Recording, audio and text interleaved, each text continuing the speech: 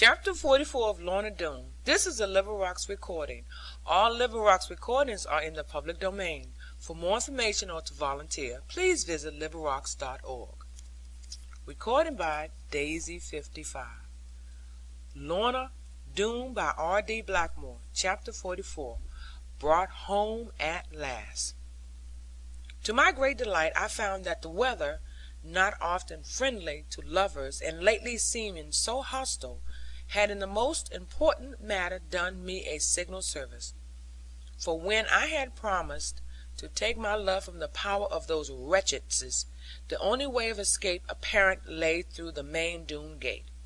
For though I might climb the cliffs myself, especially with the snow to aid me, I durst not try to fetch Lorna up them, even if she were not half starved as well as partly frozen. And as for Guinea's door, as we called it, that is to say, the little inches from the wooden hollow, it was snowed up long ago to the level of the hills around. Therefore I was at my wits' end how to get them out, the passage by the Doone gate being long, and dark, and difficult, and leading to such a weary circuit among the snowy moors and hills. But now, being homeward bound by the shortest possible track, I slipped along between the bonfire and the boundary cliffs, where I found a carved way of snow behind a sort of avalanche, so that if the Doones had been keeping watch, which they were not doing, but revelling, they could scarcely have discovered me. And when I came to my old ascent, where I had often scaled the cliff and made across the mountains, it struck me that I would just have a look at my first and painful entrance, to wit, the water slide. I never for a moment imagined that this could help me now, for I never had dared to descend it, even in the fairest weather. Still I had a curiosity to know what my old friend was like, and with so much snow upon him. But to my very great surprise, there was scarcely any snow there at all, though plenty curling high overhead from the cliff, like bolsters over it. Probably the sweeping of the north-east wind up the narrow chasm had kept the showers from blocking it, although the water had no power under the bitter grip of frost.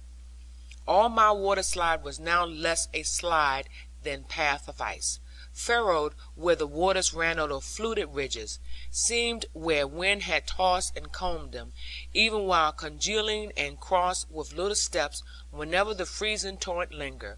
And here and there the ice was fibered with the trail of sludge weed, slanted from the side, and matted, so as to make resting place.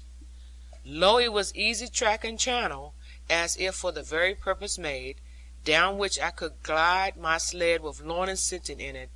There were only two things to be feared. One, lest the rows of snow above should fall in and bury us. The other, lest we should rush too fast, and so be carried headlong into the black whirlpool at the bottom, the middle of which was still unfrozen, and looking more horrible by the contrast. Against this danger I made provisions, by fixing a stout bar across. But the other we must take our chance, and trust ourselves to Providence. I hastened home at my utmost speed, and told my mother for God's sake to keep the house up till my return, and to have plenty of fire blazing, and plenty of water boiling, and food enough hot for 12 people, and the best bed aired with the warming pan. Dear mother smiled softly at my excitement, though her own was not much less, I am sure, and enhanced by some sore anxiety. Then I gave very strict directions to Annie, and praised her a little, and kissed her, and I even endeavoured to flatter Eliza, lest she should be disagreeable.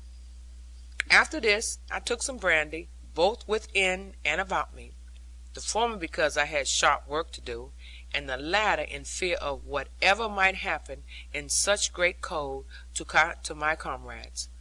Also I carried some other provisions, grieving much at their coldness, and then I went to the upper lay hay, and took out our new light pony sled, which had been made almost as much for pleasure as for business, though God only knows how our girls could have found any pleasure in bumping along so.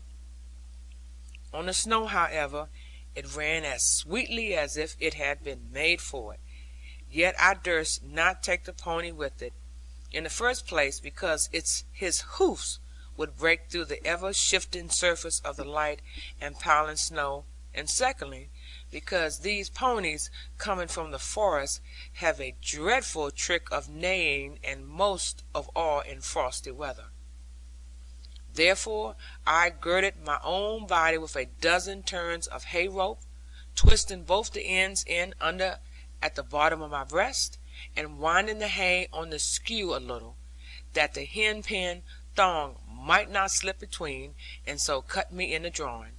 I put a good piece of spare rope in the sled, and the cross seat with the back to it, which was stuffed with my own wool, as well as 2 or 3 fur coats, and then, just as I was starting, out came Annie in spite of the cold, panting for fear of missing me, and with nothing on her head but a lanthorn in one hand. "Oh, John, here is the most wonderful thing! Mother has never shown it before, and I can't think how she could make up her mind.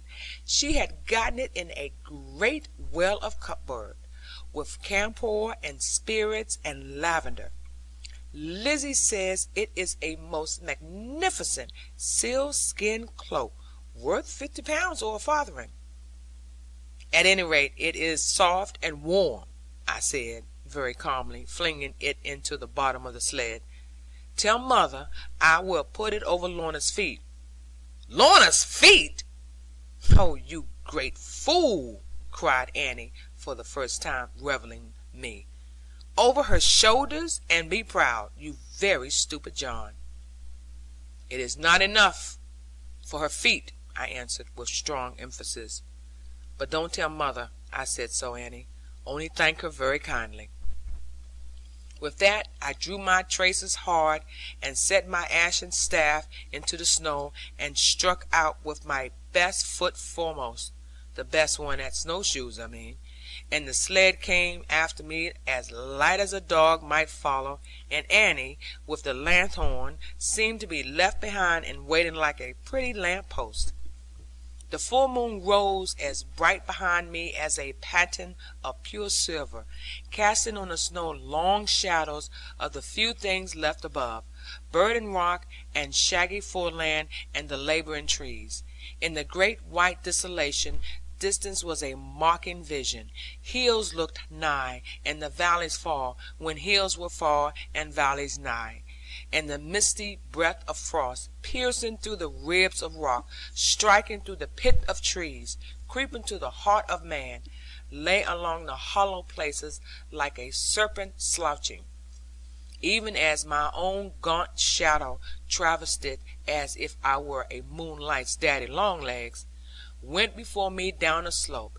Even I, the shadow's master, who had tried in vain to cough, when coughing brought good liquorice, felt a pressure on my bosom, and a husking in my throat. However, I went on quietly, and at a very tight speed, being only too thankful that the snow had ceased, and no wind as yet arisen, and from the ring of low white vapours girding all the verge of sky, and from the rosy blue above, and the shafts of starlight set upon a quivering bow, as well as from the moon itself, and the light behind it, having learned the signs of frost from its bitter twinges, I knew that we should have a night as keen as ever England felt. Nevertheless, I had work enough to keep me warm if I managed it. The question was, could I contrive to save my darling from it? Daring not to risk my sled by any fall from the valley cliffs, I dragged it very carefully up the steep incline of ice, through the narrow chasm, and so to the very brink and verge where first I had seen my Lorna, in the fishing days of boyhood. As I then had a trident fork for sticking of the loaches, so I now had a strong ash stake to lay across from rock to rock, and break the speed of descending. With this I moored the sled quite safely at the very lip of the chasm, where all was now substantial ice, green and black in the moonlight, and then I set off